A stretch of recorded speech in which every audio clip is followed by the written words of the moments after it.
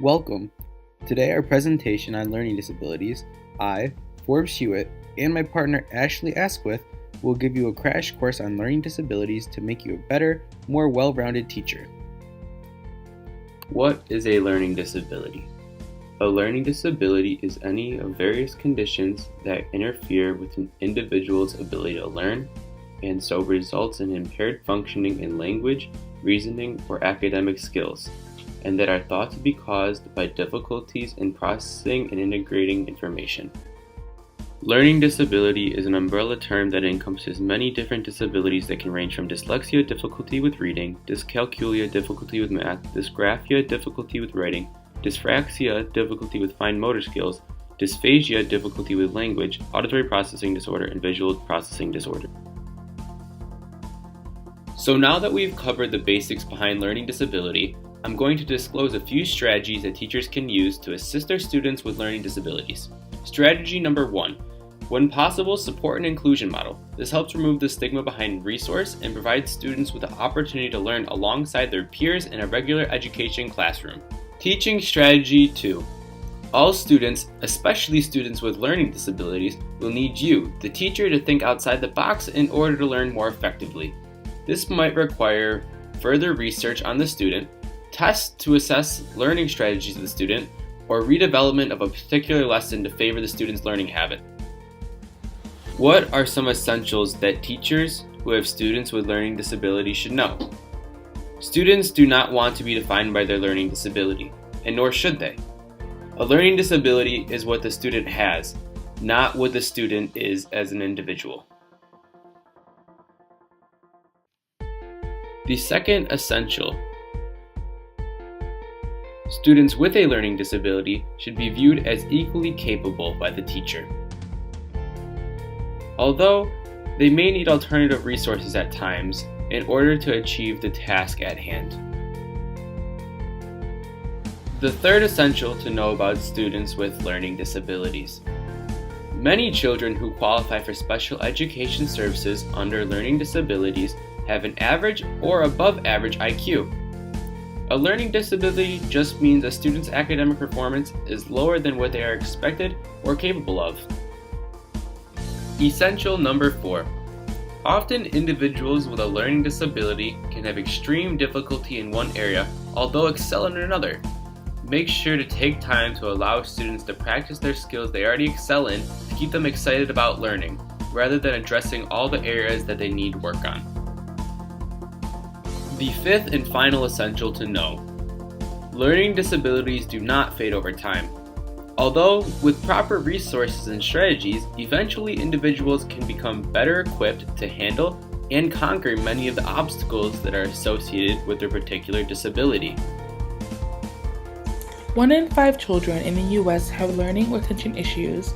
Only a small number of children are identified as having a learning disability. Of this group, 1 in 16 school-age children have IEPs or individual education programs for a specific learning disability.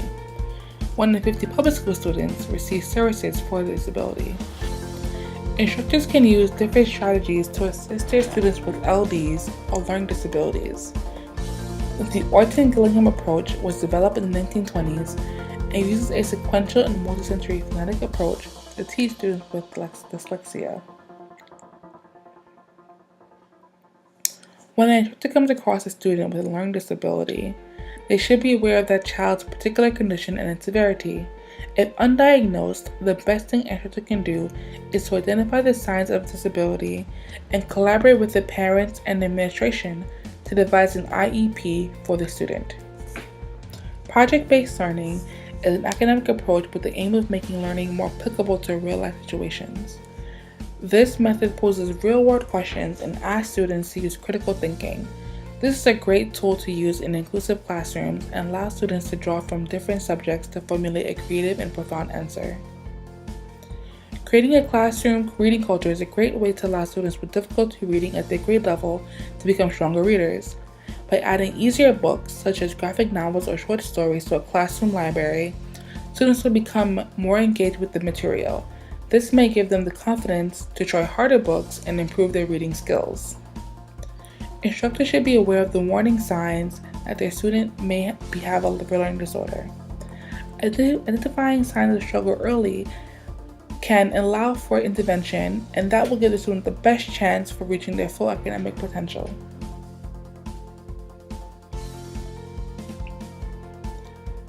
A student who cannot remember details of what they read or has an issue developing or communicating ideas in a logical and organized way can be showing signs of an issue with the coding language.